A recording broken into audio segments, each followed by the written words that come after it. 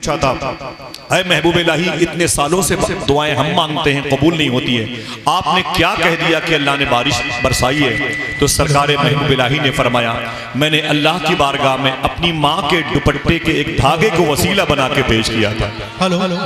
सुभान अल्लाह। इतनी बड़ी नेमतें होती हैं, इतने बड़े इनामात होते हैं। आज मोहतरम फ़हीम इरफान साहब ने अपनी माँ की रज़ा के लिए, अपनी माँ की खुशनुदी के लिए, अपनी माँ के तस्कीन कल्ब के लिए, अपनी माँ की रूह की ठंडक के लिए, अपनी माँ के रूह के मुबारक मकाम के स्टेटस को और बुलंद करने के लिए एक मुबारक ख्वाब देखा। उस ख्वाब की ताबीर भी 3 साल के बाद एक मजलिस नूर की सूरत में नज़र आ रही है।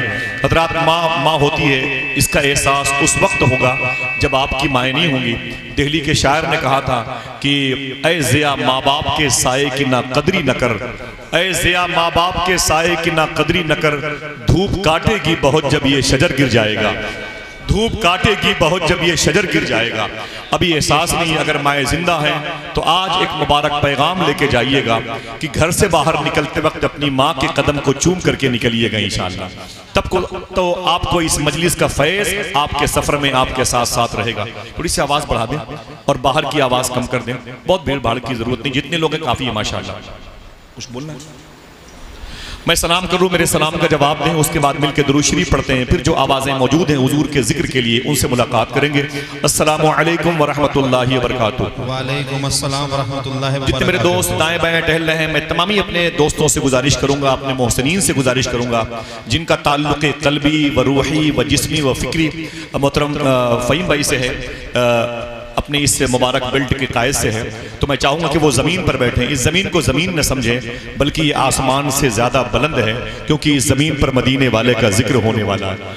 अब आइए बड़े अदब से दुरूद शरीफ पढ़ते हैं और दुरूद शरीफ पढ़ के अल्लाह के नबी की रज़ा हासिल करते हैं। दुरूद किसे कहते हैं? एक जुमला सुन लें, इस जुमले में 1 मिनट की गुफ्तगू भी है ताकि आपके कल्ब को अल्लाह ठंडक अता फरमाए। हुजूर सूफी सुल्तान मियाँ शाह साहब किबला से पूछा गया, मिंबर पे जो हमारे हाजी साहब के घर के लोग बैठे हुए हैं, मैं नहीं जानता लेकिन उन आंखों को जानता हूँ जिन आंखों ने रोज़े रसूल देखा है, मैं उन पेशानियों को जानता हूँ जो पेशानी खिलाफ काबा से मस हो चुकी है। मेरे लिए ये बहुत बड़े शर्फ व कमाल की बात है। आप ज़मीन पर बैठे हुए हैं। हुजूर सूफी सुल्तान मियाँ शाह साहब किबला से पूछा गया कि दुरूद पढ़ने का तरीका क्या है? अगर आप लोग चाहें तो और आगे आ जाएं, मैं अपने भाइयों से गुजारिश करूंगा, आप लोग चाहें तो आगे आ जाओ, देखें सब लोग और सामने आ जाएं। आपके लिए इन भाइयों को अलग अलग किया गया है। बैठ जाएं, करीब में बैठ जाएं, साहब बैठो, मेंबर साहब बैठिए, सब लोग बैठ जाएं, जिम्मेदार लोग हैं, बैठ जाएं। थोड़ी सी नेकी बैठो, माशाअल्लाह। जरा मोहब्बत से अपनी माँ और अपने बाप की मग़फ़िरत के लिए बोल दे सुभान अल्लाह, सुभान अल्लाह। जब मैं कहूँगा तभी बोलिएगा इंशाअल्लाह जी, इंशाअल्लाह। सुने, एक दुरूद के हवाले से एक बात सुन लें। हुजूर सूफी सुल्तान मियाँ शाह साहब किबला से पूछा गया दुरूद पढ़ने का तरीका क्या है? तो सूफी साहब फरमाते हैं कि दुरूद पढ़ने का वही तरीका है जो नमाज पढ़ने का तरीका है। तो मैंने पूछा कि हुजूर नमाज पढ़ने का तरीका क्या है? आप फरमाते हैं कि मदीने वाले आका ने इरशाद फरमाया था, ऐसे नमाज पढ़ो या तुम खुदा को देख रहे हो या खुदा तुम्हें देख रहा है। तो फरमाते हैं कि दुरूद भी ऐसे पढ़ो फ़हीम भाई, या तुम नबी को देख रहे हो या नबी तुम्हें देख रहा है। इस जुमले को आगे बढ़ाया है प्रोफेसर वासिफ अली वासिफ ने 28 साल पहले। जनाब वासिफ अली वासिफ 28 साल पहले एक अजीम कलंदर के तौर पर पड़ोसी मुल्क में गुजरे। उनका एक जुमला सुने, इसे सोने के कलम से लिख लें। वासिफ अली वासिफ से पूछा गया दुरूद पढ़ने की शर्त क्या है? मिंबर पे जितने उलमा बैठे हुए हैं, हुज्जाजे किराम बैठे हुए हैं, हाजी साहब के दर्द को महसूस करने वाले और उनकी वालदा को मैदान महशर में बख्शिश पाने वालों में, बख्शिश कराने वालों में देखना चाहते हैं। एक जुमला सुने, वासिफ अली वासिफ से पूछा गया दुरूद पढ़ने की शर्त क्या है? वासिफ अली वासिफ फरमाते हैं दुरूद पढ़ने की एक शर्त है। पूछा गया क्या? आप फरमाते हैं दुरूद पढ़ने वाला और जिस पर दुरूद पढ़ा जाए दोनों का जमाना एक होना चाहिए। जुमला सुने हाजी साहब, दुरूद पढ़ने वाला यानी आप और जिस पर दुरूद पढ़ा जाए मदीने वाले आका, कहा दोनों का जमाना एक होना चाहिए। अल्लाह अकबर, दोनों का जमाना एक होना चाहिए।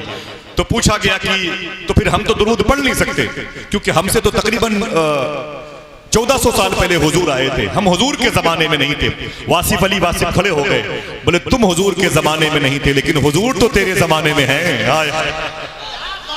हुजूर तो तेरे जमाने में है ये नज़रिया, ये इतिकाद, ये तयक्कुन, ये यकीन की सरहदें तुम्हारा इस्तकबाल करती हैं, जो तुम्हारे दिलों के अंदर रासिख है। तो बड़े अदब और एहतराम के साथ आकाई मर्तबत सय्यदुल कौनैन सल्लल्लाहु अलैहि वसल्लम की बारगाह नूर व करम में हदिये दरूद शरीफ पढ़ें बावाज़े बुलंद। अल्लाहुम्मा सल्लि अला सय्यदना व शफीअना व नबीना व मौलाना नूरिका मुहम्मदिन व इत्रतिही व बारिक व सल्लिम बिअदद कुल्ल मालूमिन लक बिअदद कुल्ल मालूमिन लक बिअदद कुल्ल मालूमिन लक। बड़े अदब और एहतराम के साथ।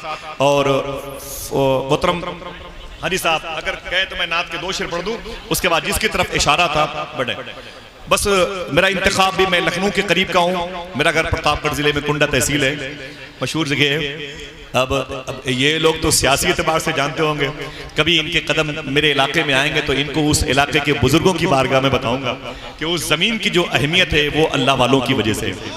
मैं नात के 2-3 शेर पढ़ता हूँ। हुजूर का कैरेक्टर, हुजूर का किरदार, इस्लाम असल में क्या है। आप नूह और मेवात को भूल जाएंगे, आप इख्तलाफात को भूल जाएंगे, इंतशार को भूल जाएंगे, अगर आपके दिल में हुजूर का कैरेक्टर, हुजूर की जात, हुजूर की सीरत, हुजूर का आईन, हुजूर का आर्टिकल बैठ गया तो।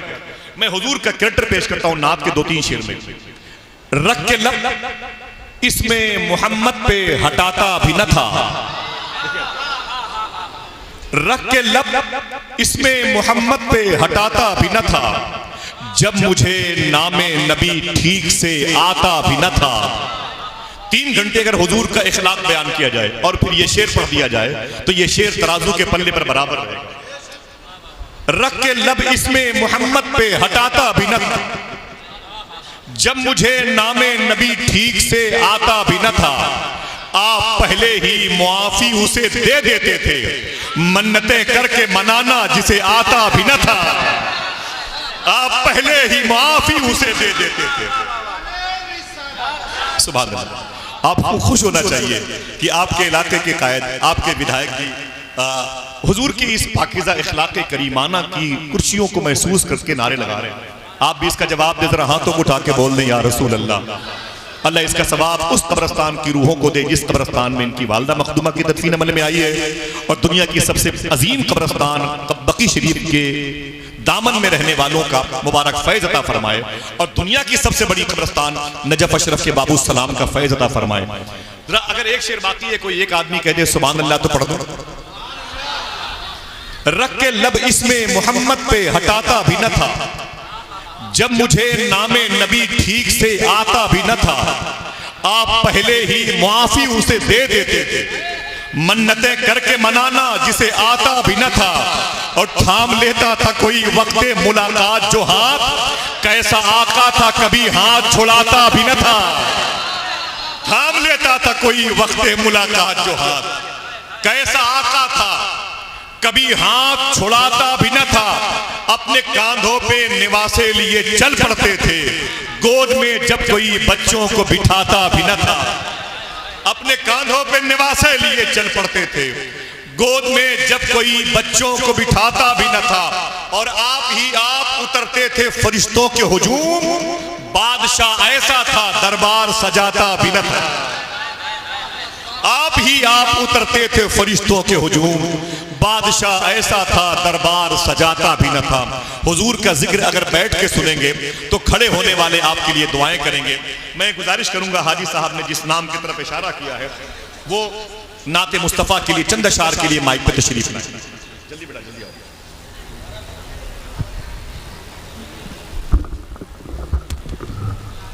मैं